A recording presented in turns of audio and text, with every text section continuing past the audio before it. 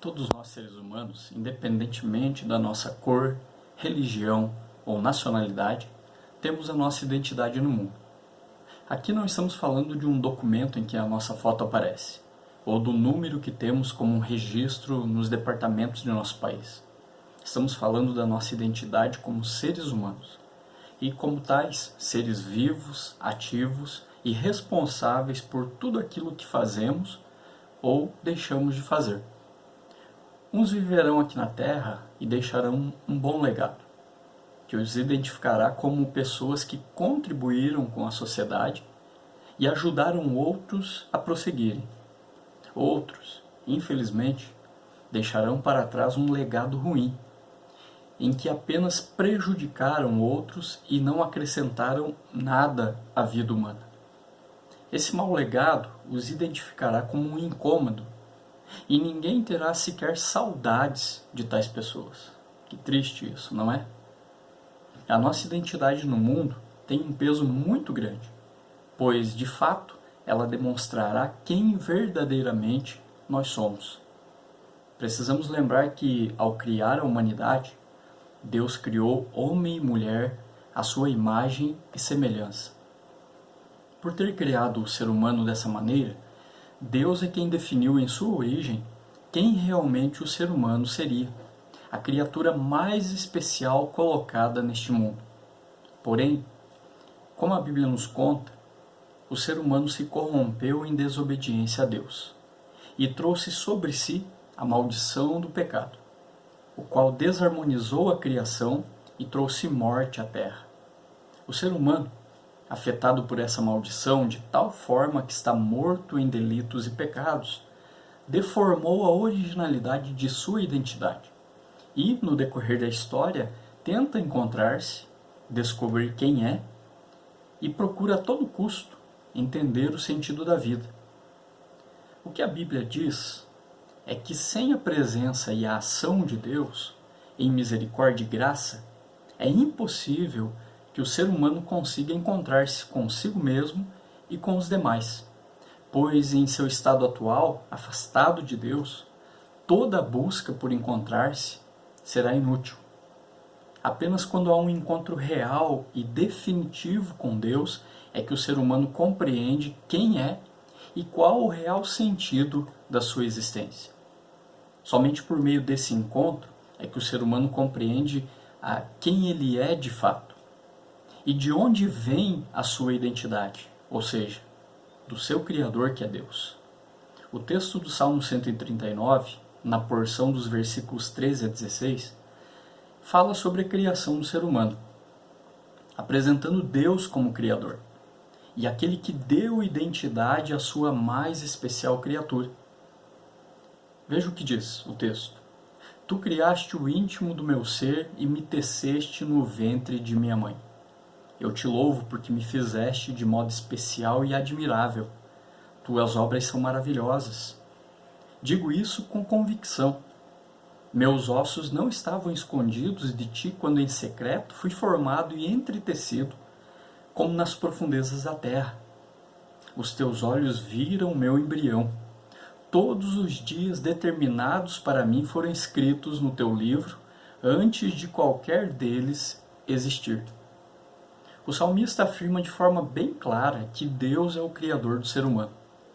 Como tal, Deus forma o ser humano de uma maneira especial e admirável.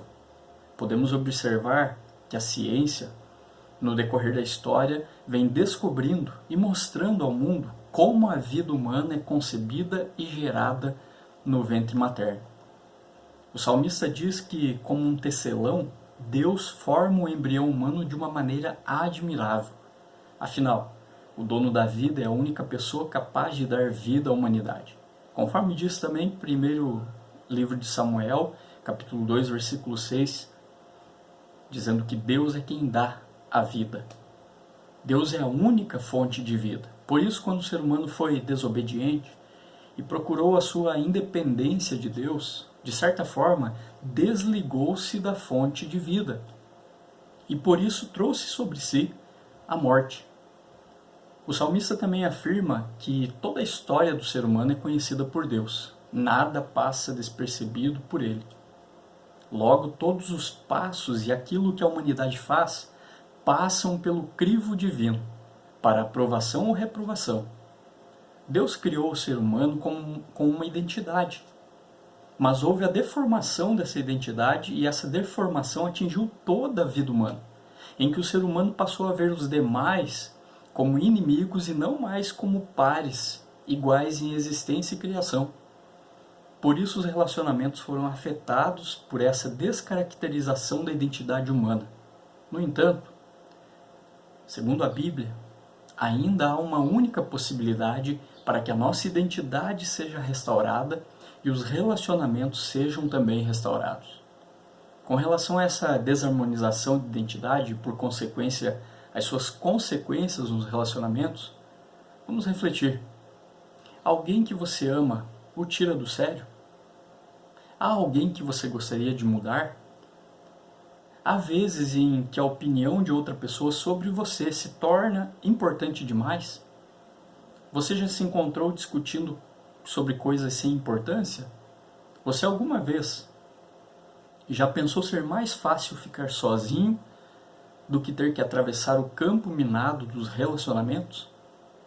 Precisamos, por meio da orientação de Deus em sua palavra, aprender a lidar com esses conflitos.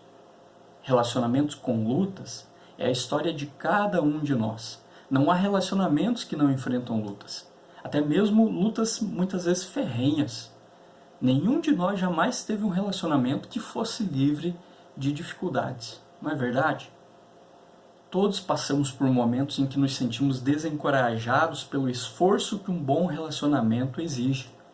Já sonhamos com algum milagre que tornasse esses relacionamentos mais fáceis. Cada um de nós já quis ter o poder de mudar outra pessoa. E, de fato, muitos de nós já tentamos recriar alguém à nossa própria imagem. E cada um já tentou assumir o papel do Espírito Santo na vida de outra pessoa, querendo provocar mudanças espirituais que só Deus pode operar. Algum dia você já falou: eu já falei bastante para essa pessoa sobre a Bíblia e parece que ela não se converte? Sim, ela não vai se converter pela sua insistência. Ela será convertida pelo Espírito Santo, se assim for da vontade de Deus, mas não a sua vontade.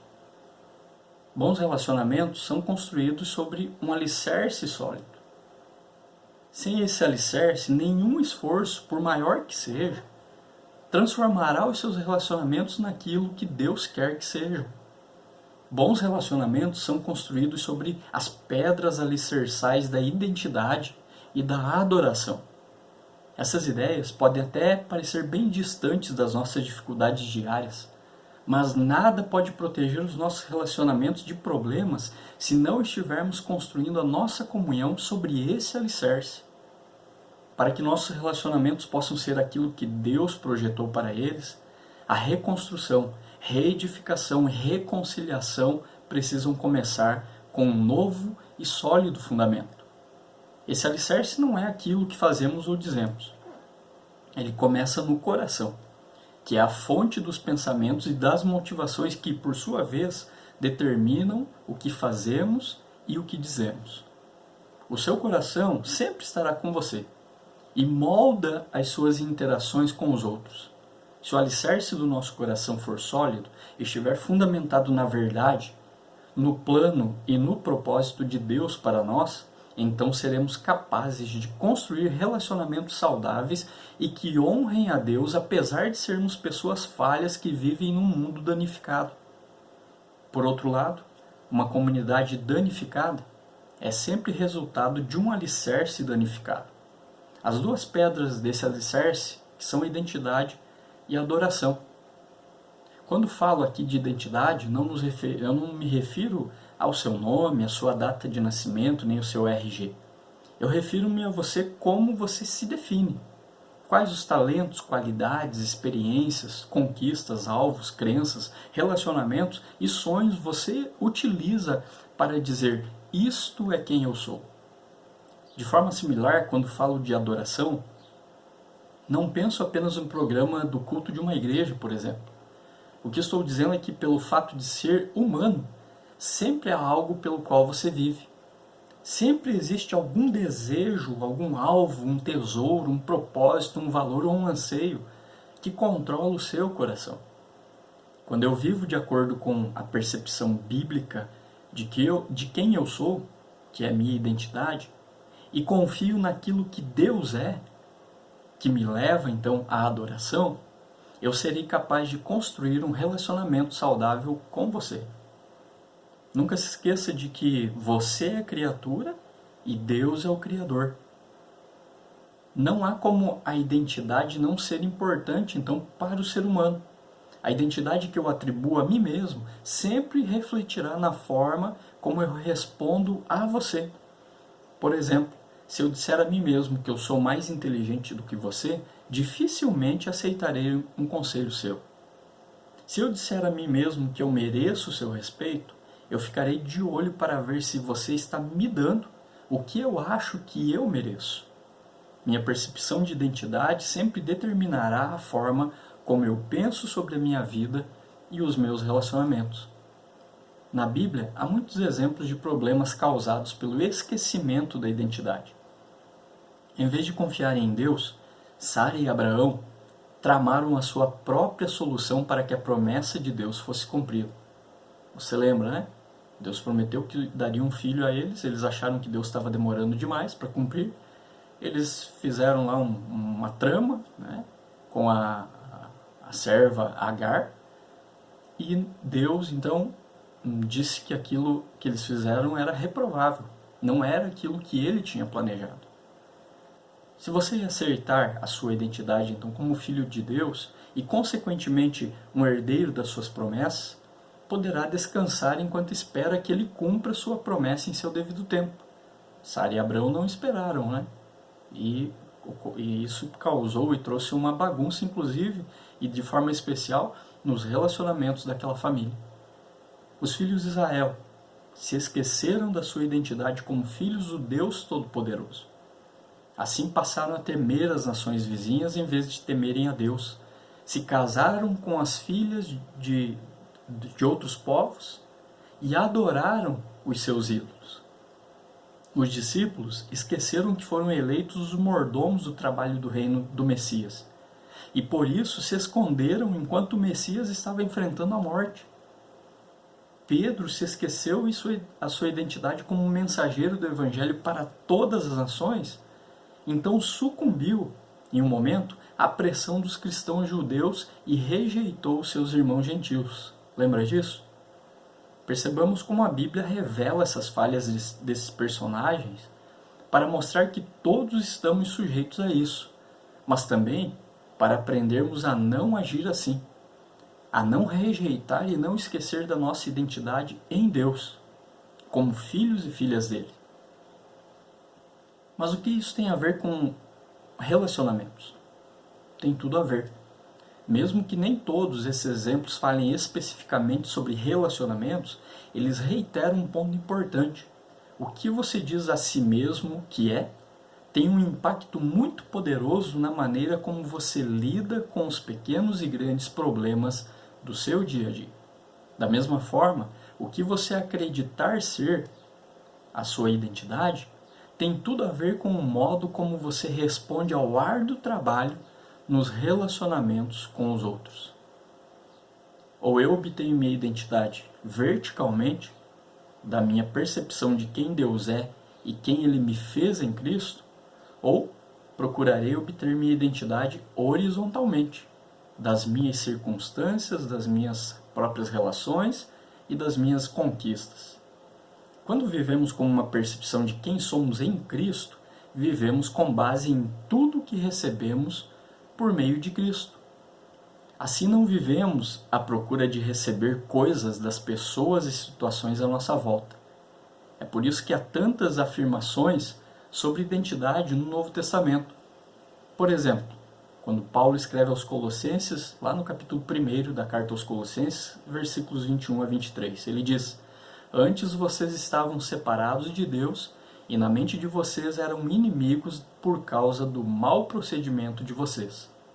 Mas agora ele os reconciliou pelo corpo físico de Cristo, mediante a morte, para apresentá-los diante dele santos, inculpáveis e livres de qualquer acusação, desde que continuem alicerçados e firmes na fé, sem se afastarem da esperança do Evangelho que vocês ouviram e que tem sido proclamado a todos os que estão debaixo do céu. Esse é o Evangelho do qual eu, Paulo, me tornei ministro. Paulo mostra aqui que os crentes, antes de conhecerem a Cristo, estavam separados de Deus. Mas agora, alcançados pela graça de Deus, foram tornados em santos, inculpáveis e livres. Uma mudança de perspectiva da identidade ocorreu. Antes, escravos do pecado e inimigos de Deus. Agora, filhos dele. Nenhuma pessoa foi criada para ser fonte de satisfação e felicidade pessoal de outra. E nenhum pecador, com certeza, será capaz de realizar essa proeza. Por isso, o chamado bíblico, poderíamos dizer o apelo bíblico, para que o pecador se volte para Deus, para se entender como pessoa e encontrar a sua verdadeira identidade, e não em outras pessoas ou em si mesmo.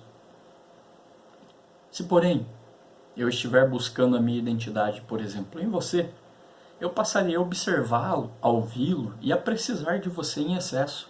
Eu vou criar uma dependência de você. Eu preciso de você para ser alguém. E eu serei um passageiro da montanha-russa dos seus melhores e piores momentos e de todos os outros momentos entre esses dois extremos.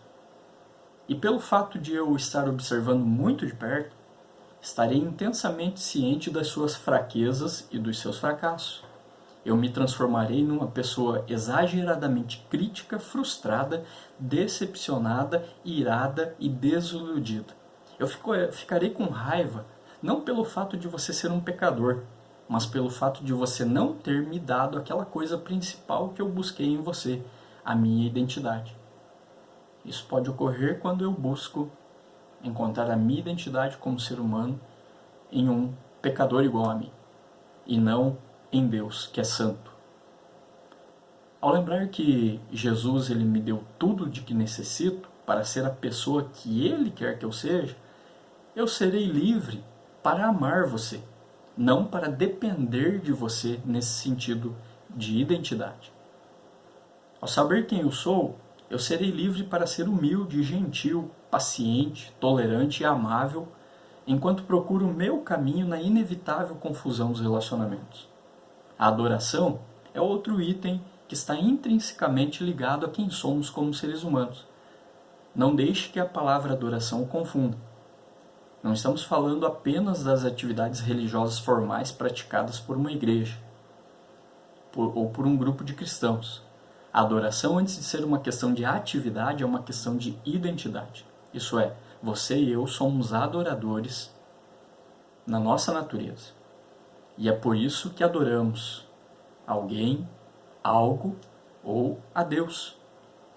Em Mateus 6, versículos 19 a 24, Jesus ele nos lembra de que todos nós vivemos em função de algum tesouro. Depois você lê lá todo o texto, Mateus capítulo 6, versículos 19 e 24. O que decidimos ser valioso é o que controla o nosso coração.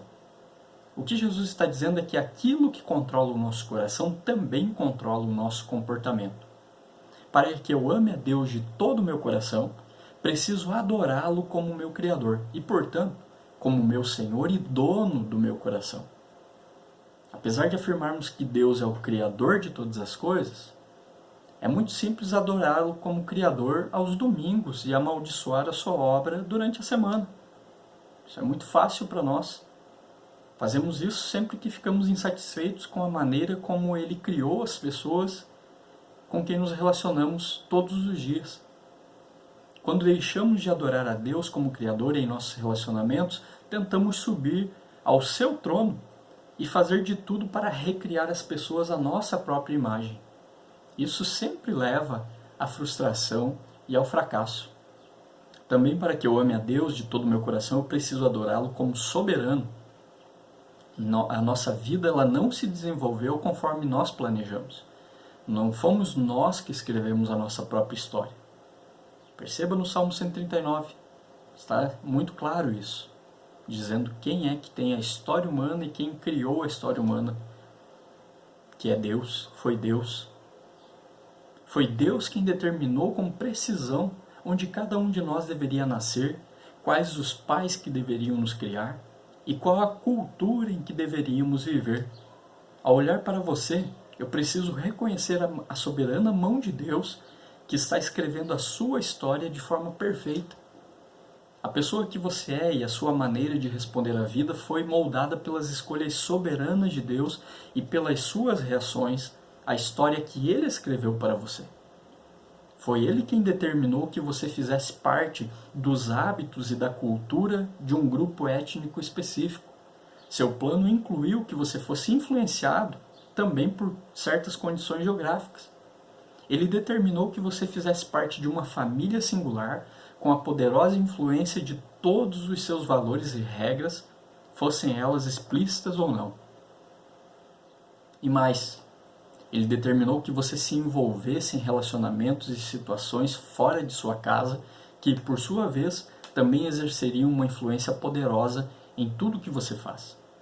Se eu deixar de honrar a soberania de Deus, a soberania que Deus tem sobre as influências às quais Ele submeteu a sua vida, e sobre a forma de como essas influências moldaram você, eu tentarei ocupar o lugar de Deus e criar um clone à minha imagem.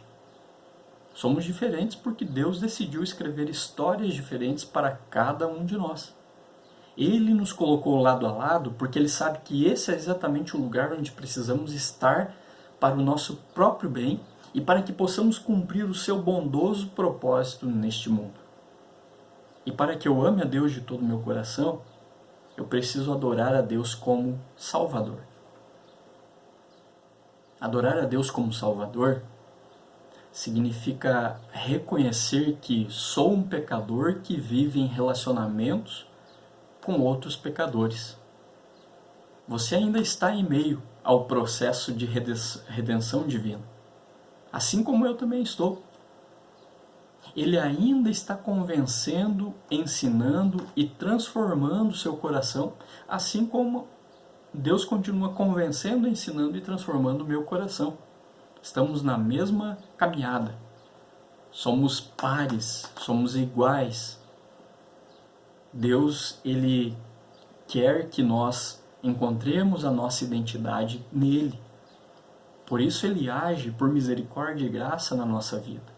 Toda aquela pessoa que compreende o que a Bíblia fala sobre Deus, quem Ele é, como Ele age, qual é a sua obra salvadora na vida da humanidade, ela consegue encontrar o norte, o caminho para se encontrar com Deus e, por consequência, encontrar-se consigo mesmo e com os demais.